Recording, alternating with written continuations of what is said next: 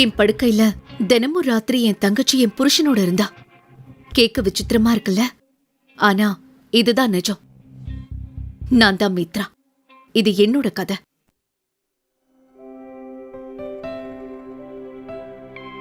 அன்னைக்கு ராத்திரி எங்களோட கல்யாண நாள். ஆனா என் ஹஸ்பண்ட் ராகவ் இன்னும் வீட்டுக்கு வரல. ஆனா அன்னைக்கு என் தங்கச்சி லயா கூப்பிடாமலே வீட்டுக்கு வந்தா. ஒரு வழியா உன்னோட கல்யாண வாழ்க்கை இதோட முடிய போகுது. இந்த நாளுக்காக தான் நான் இவ்வளவு நாளா காத்துட்டு இருந்தேன். நீ என்ன பேசிட்டு இருக்க? உன் அக்கா கிட்ட எப்படி இப்படி பேசலாம்? உன் புருஷன் ராகவோட அன்பு குழந்தை என் வயித்துல வளர்ந்துகிட்டு இருக்க. நான் பிரெக்னெண்டா இருக்க. உன் புருஷனுக்கு ஒன்னால கொடுக்க முடியாத அன்ப அவரு என்கிட்ட இருந்து எடுத்துக்கிட்டாரு. உன்னோட கல்யாண வாழ்க்கை முடிய போகுது. இந்த உண்மை தெரிஞ்சதுக்கு அப்புறம் எனக்கு என்ன ஆகும்னு ஒரு தடவையாவது நீ யோசிச்சு பாத்தியா? அந்த உண்மையும் உனக்கு சீக்கிரமே தெரிஞ்சிடும். என்ன பத்தி விடு. அந்த இளவரசன் இருக்கானே, என் கூட பெட்ல இருக்கும்போது உன்னை பத்தி ஒரு நிமிஷம் கூட யோசிச்சு பார்க்கல. உன்னால உன்னோட கல்யாண வாழ்க்கையவே ஒழுங்கா பாத்துக்க முடியல. லயா இப்படி நஞ்ச கக்கிற பேச்ச கேட்டதும் என் ரத்தம் கொதிச்சுது. உன்னோட வெட்டிங் அனிவர்சரிக்காக உன்னோட புருஷன் ராகவ் கொடுத்து அனுப்பின கிஃப்ட் இதுன்னு.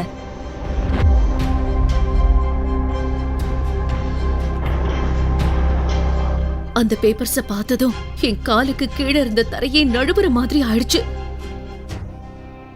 அது டைவர்ஸ் பேப்பர்ஸ். அதுல என் பேரும் ராகவோட பேரும் எழுதிருந்தது. என்ன ஒரு கேவலமான விதி. என் வயித்துல வளர வேண்டிய குழந்தை இப்ப என் சொந்த தங்கச்சியோட வயித்துல வளர்றத நான் தெரிஞ்சுக்கிட்டேன். இப்ப என்னோட கல்யாண நாள் அன்னைக்கு என் புருஷன் கிட்ட இருந்து இந்த விவாகரத்து பரிசை நான் வாங்கியிருக்கேன். உன்னை இந்த நிலைமையில பார்க்கும் போதெல்லாம் எனக்கு வெறுப்பும் அசிங்கமும் தான் வருது. உன்னை கல்யாணம் பண்ணிக்கிட்டதுக்கு நான் ரொம்ப வருத்தப்படுறேன்.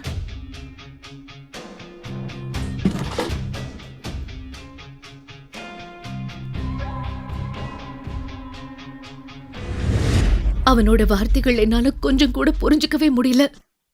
நான் அவன்கிட்ட பேசுறதுக்குள்ள என் கண்ணு முன்னாடியே அவன் செஞ்ச ஒரு விஷயம் என்ன அப்படியே ஒலுக்கிடுச்சு.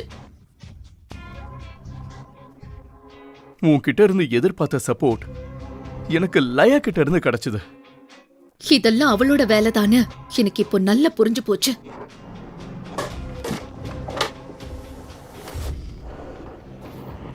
அத்தை, ப்ளீஸ் அவருக்கு கொஞ்சம் எடுத்து சொல்லுங்க. இதெல்லாம் எப்படி நடக்குதுன்னே எனக்கு தெரியல. ஆனா என் மேல உங்களுக்கு நம்பிக்கை இருக்குதானே? நான் என் உறவுக்கு எவ்வளவு மதிப்பு கொடுப்பேன்னு உங்களுக்கே தெரியும். உனக்கு 4 வருஷத்துக்கு முன்னாடியே தெரியும் நீ என் மகனுக்கு சரிப்பட்டு வர மாட்டேன்னு. இன்னைக்கு வரைக்கும் உன்னால இந்த வீட்டுக்கு ஒரு வாரிச கூட பெத்து கொடுக்க முடியல. இதுல உன்கிட்ட இருந்து வேற என்ன எதிர்பார்க்க முடியும்? இனிமே என் மூஞ்சிலேயே முழிக்காத. யாருமே என் பேச்ச கேட்காதப்போ எனக்கு ஒரே ஒரு வழிதான் தெரிஞ்சது. அது அப்பாவையும் அம்மாவையும் போய் பாக்குறதுதான். கடைசியில லயா எனக்கு என்ன பண்ணான்னு அவங்களுக்கும் தெரியணும்ல. அங்க போனதும் என்ன அப்படியே ஒலுக்கி போடுற மாதிரி ஒரு உண்மை என் முன்னாடி வந்து நின்னுது. நான் அங்க போறதுக்கு முன்னாடியே லயா அங்க வந்துட்டா. இங்க பாரு மித்ரா, லயா உன் ஹஸ்பண்ட் ராகவ லவ் பண்றா. நாம இளவரசனுக்கும் லயாவை பிடிச்சிருக்குன்னா அதுல என்ன தப்பு இருக்கு? அவர் ஏன் புருஷன் லயா? ஆசைப்பட்டு அடம் பிடிச்சி வாங்கறதுக்கு அவர் ஒன்னும் பொம்மை இல்ல. சின்ன வயசுல இருந்தே நீங்க இதையே தானே பண்ணிக்கிட்டு இருக்கீங்க. நானும் உங்க பொண்ணு தானே. அம்மா ப்ளீஸ் ஏதாச்சும் சொல்லுமா. நான் உன்னை என் வயித்துல சுமக்கவே இல்ல. என் இஷ்டம் இல்லாம தான் நீ எங்க தலை மேல ஒரு பாரமா வந்து விழுந்த. இத கேட்டதுக்கு அப்புறம் நான் அமைதி ஆயிட்டேன். இவ்ளோ பெரிய உண்மை எனக்கு ஒரு பெரிய அதிர்ச்சியா இருந்தது. இப்ப என்கிட்ட பேசுறதுக்கு எதுவுமே இல்ல.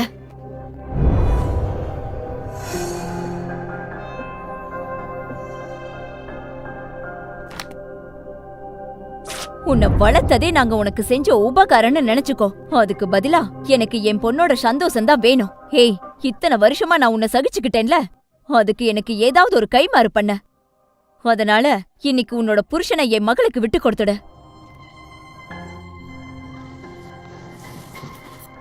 என் பெத்தவங்க எனக்கு ஏன் இப்படி ஒரு ஆழமான காயத்தை கொடுத்தாங்கன்னு எனக்கு தெரியல. என்ன அவ்வளவு பலவீனமானவன்னு நினைச்சிடாதீங்க. உங்க யாருக்கும் என்ன பத்தி கவலை இல்லைன்னா அதுவும் நல்லதுதான். ஆனா நம்ம ரிலேஷன்ஷிப்ப காப்பாத்த நான் என்னால முடிஞ்ச வரைக்கும் முயற்சி செய்வேன். இனிமே வீட்டு விஷயம் வீட்டுக்கு வெளியில போகும். அந்த அசிங்கம் எல்லார் மூஞ்சிலையும் கரிய பூச போகுது. என்னோட டைவர்ஸ் கேஸ் கோர்ட்டுக்கு போகும்.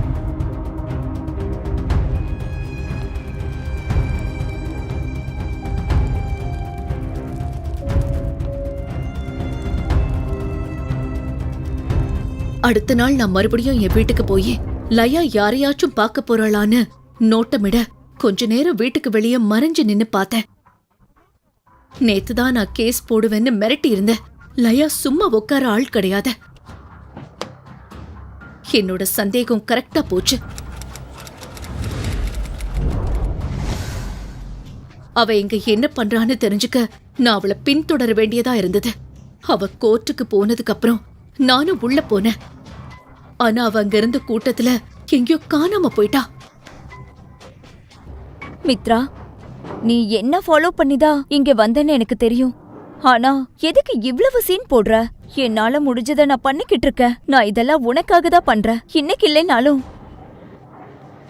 நாளைக்கு உனக்கே தெரிய வரும் நான் என்ன பண்ணிட்டு இருக்கேன்னு. ஒருத்தரோட குடும்பத்தை அழிக்க ஒருத்தி எப்படி இவ்ளோ கடுமையா உழைக்க முடியும்னு என்னால நம்பவே முடியல. உன்னோட செட்டிலான குடும்பத்தை நினைச்சு உனக்கு ரொம்ப பெருமையா இருக்குல்ல? ஒரு நாள் அதை நான் சுக்கு நூறா உடைச்சு நொறுக்கிடுவேன்.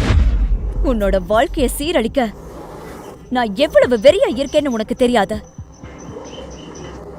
நீ இதோட ஆரம்பத்தை மட்டும்தான் பாத்திருக்க. இன்னும் பார்க்க வேண்டியது நிறைய இருக்கு. மித்ராக்கா,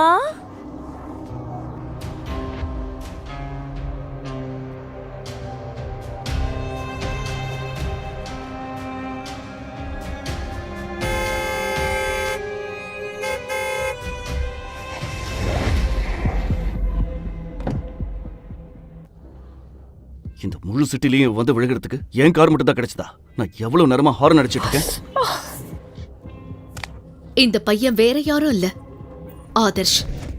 கொஞ்ச வருஷத்துக்கு முன்னாடி என்ன உருகி உருகி லவ் பண்ண அதே ஆதர்ஷ் தான். ஆனா ஆதர்ஷோட வார்த்தைகள் என் காதுல விழுந்த மாதிரி இருந்தது. மித்ரா, நீ எங்க தொலைச்சு போயிட்ட? அப்புறம் உன்னோட நிலைமையை ஏன் இப்படி ஆக்கி வச்சிருக்க?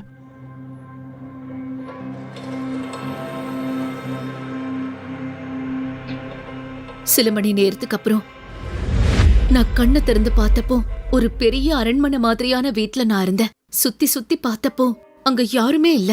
இத கேட்டு நான் அவனோட முகத்தை பார்த்தப்போதான் பழைய சம்பவங்கள் எல்லாம் எனக்கு ஞாபகம் வந்தது. நீ புண்ணியம் பண்ணிருக்க. அதான் என் கண்ணுல பட்ட. இல்லனா உனக்கு என்ன ஆகிருக்குன்னு எனக்கே தெரியாது.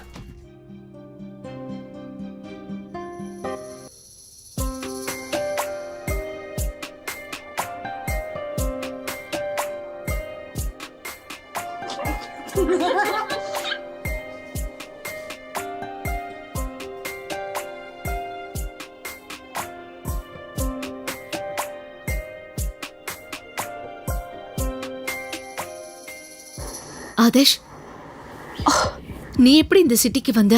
நான் என்ன நினைச்சேன்னா உன்னை இனிமே சந்திக்கவே மாட்டேன்னு நினைச்சேன்.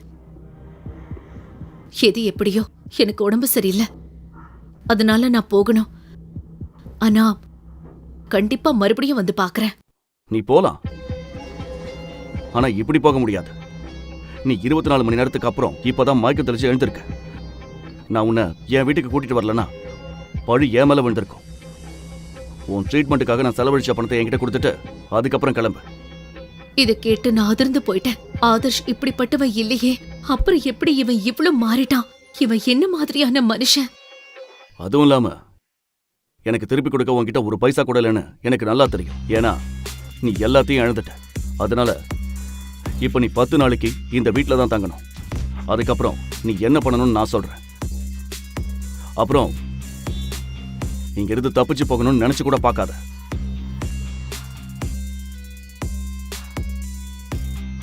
அப்படின்னு யோசிக்க ஆரம்பிச்சேன். இதை கேட்டு நான் அப்படியே ஷாக் ஆயிட்டேன்.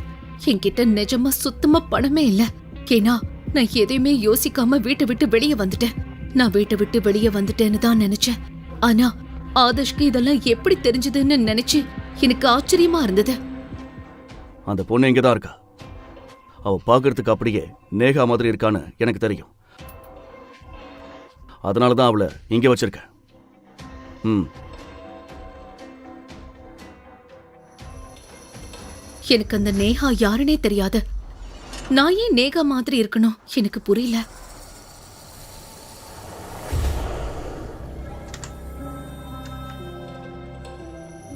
எது எப்படியோ ஆதர்ஷ் பண்ற விஷயம் என் கற்பனைக்கு அப்பாற்பட்டதா இருந்தது. ஆதர்ஷோட சதிக்கு பின்னாடி இருக்கிற உண்மைய நான் தெரிஞ்சுக்க வேண்டி இருந்தது. அதனாலதான் அன்னைக்கு ராத்திரி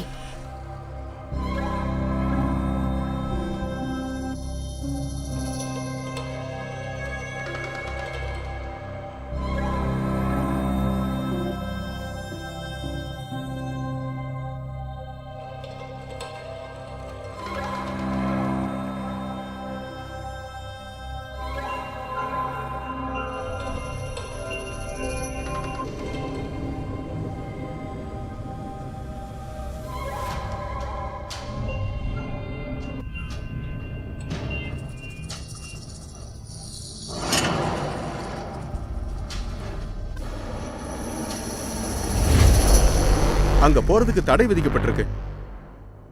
ஆதர் சார் அங்க போகக்கூடாதுன்னு சொல்லியிருக்காரு.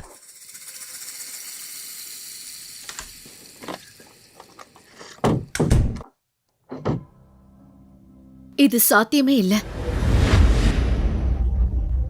அந்த இருட்டு அறையோட வெளிச்சத்துல ஆதர்ஷ் ஒரு போட்டோ ஃப்ரேம கட்டி பிடிச்சுக்கிட்டு படுக்கையில தூங்கிட்டு இருக்கிறத நான் பார்த்தேன்.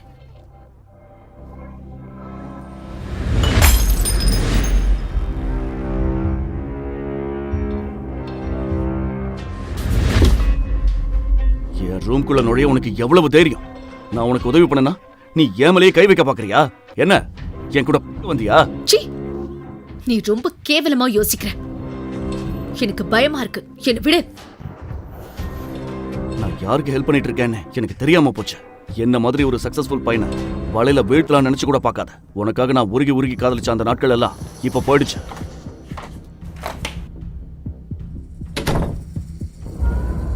நான் எங்க வந்து மாட்டிக்கிட்டேன்?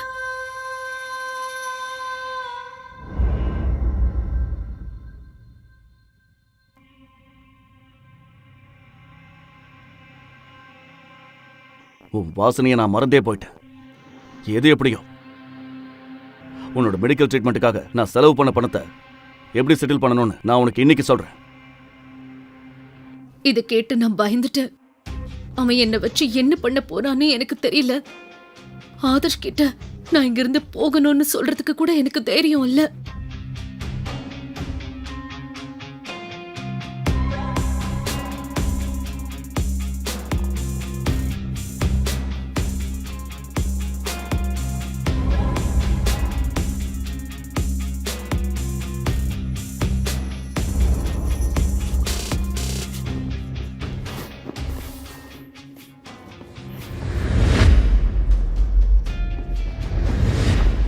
நேகா, நான் உன்னை எவ்வளவு மிஸ் பண்ணணும் உனக்கு தெரியுமா?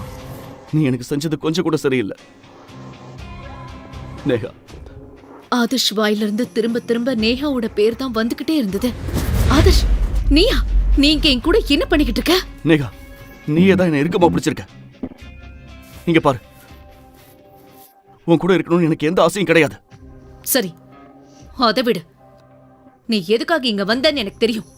உன்ன மாதிரி எத்தனையோ பொண்ணுங்களை நான் பார்த்திருக்கேன். அப்புறம் கேளு, நீ குணமடையணுன்றதுக்காக தான் நான் உன்னை இங்கே வச்சிருந்தேன். நீ நாளைக்கு காலையில இங்கிருந்து கிளம்பலாம்.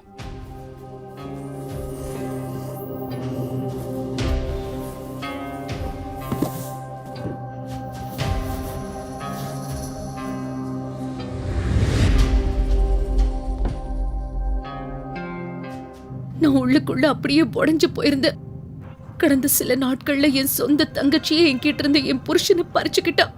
என் அம்மாவும் அப்பாவும் என்கிட்ட இருந்து அவங்களோட மகளா இருக்கிற உண்மையை பறிச்சுக்கிட்டாங்க. மித்ரா, உன்னை வந்து காப்பாத்த இங்க யாரும் வரமாட்டாங்க. இங்க எந்த ஒரு அதிசயமும் நடக்க போறதில்ல. உன்னோட போராட்டத்தை நீயா தனியா நின்னுதான் போராடணும். உன்னோட உரிமையை நீதான் மீட்டெடுக்கணும். போதும், இதோட எல்லாம் முடிஞ்சது.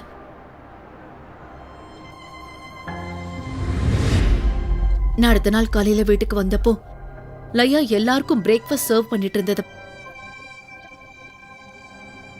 அவ என்கிட்ட இருந்து என் புருஷனையும் என் வீட்டையும் முழுசா பறிக்க ரெடி ஆயிட்டா. இந்த உறவு ஏன் உடையணும்னு என்னை விட உனக்கு நல்லாவே தெரியும். ச்சே, உனக்கு கொஞ்சம் கூட வெக்கமாவே இல்லையா? கல்யாணமான ஒரு பொண்ணா இருந்தும் நீ வேற ஒருத்தன் கூட ஜாலியா சுத்திக்கிட்டு இருக்க. அதாவது நீ நைட்டு லேட்டா வரும்போதெல்லாம் ஆபீஸ் வேலைன்னு பொய் சொல்லி ஏமாத்திருக்க. ஆனா நிஜம் என்னன்னா, அந்த நேரத்துல நீ உன்னோட டேட்ஸை என்ஜாய் பண்ணிட்டு இருந்திருக்க. அசிங்கமா இருக்கு, அசிங்கமா இருக்கு. நைட்டு நீ எங்கெங்கெல்லாம் சுத்திட்டு அதுக்கப்புறம் நீ இந்த வீட்டுக்குள்ள வந்ததை நினைச்சாலே எனக்கு அருவருப்பா இருக்கு.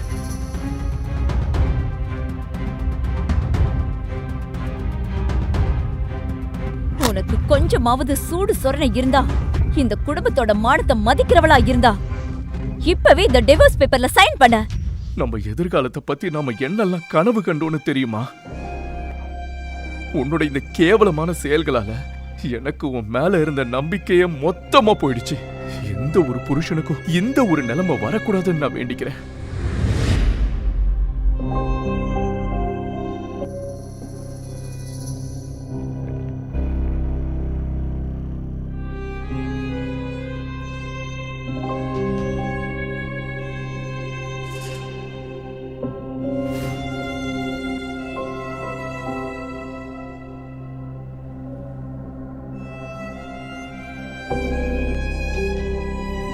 என்னோட பர்சனல் லைஃப்ல வந்த இந்த பேரழிவுக்கு முன்னாடி உலகத்தோட மத்த எல்லா கவலைகளும் எனக்கு ரொம்ப சின்னதா தெரிஞ்சது.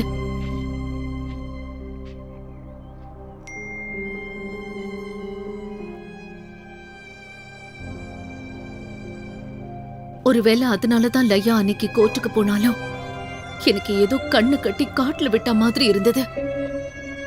ஆனா நான் சும்மா உட்கார போறதில்ல. அவங்க எல்லாருக்கும் நான் ஒரு நல்ல பாடத்தை கத்து கொடுக்கணும்.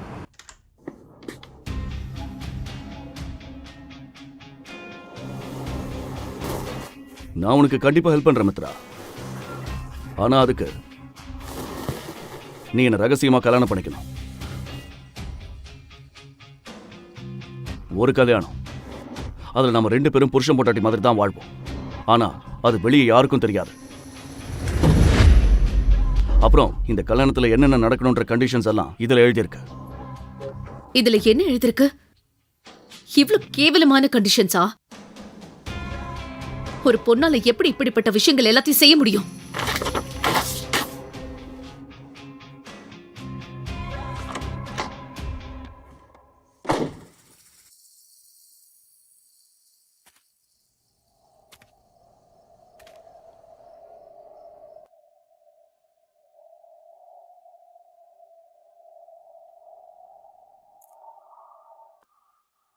ஒரு பொண்ணு நைட் நேரத்துல இங்க தனியா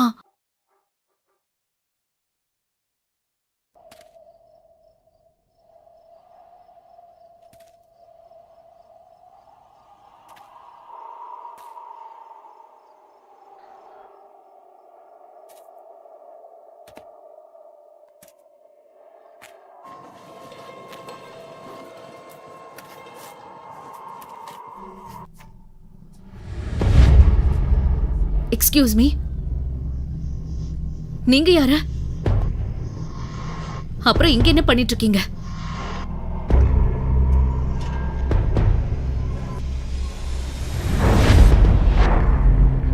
இல்ல, இது சாத்தியமே இல்ல. இத்தனை வருஷத்துக்கு அப்புறம் என் கடந்த காலம் எப்படி இப்படி வந்து முன்னாடி நிக்கும்? இது எப்படி சாத்தியம்?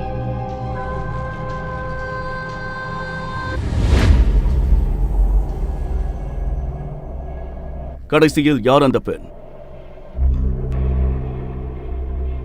ஆதர்ஷ் அந்த கல்யாண கண்டிஷனில் அப்படி என்னதான் எழுதினான்? மித்ராவால அவளோட தங்கச்சி லயாவை பழிவாங்க முடியுமா?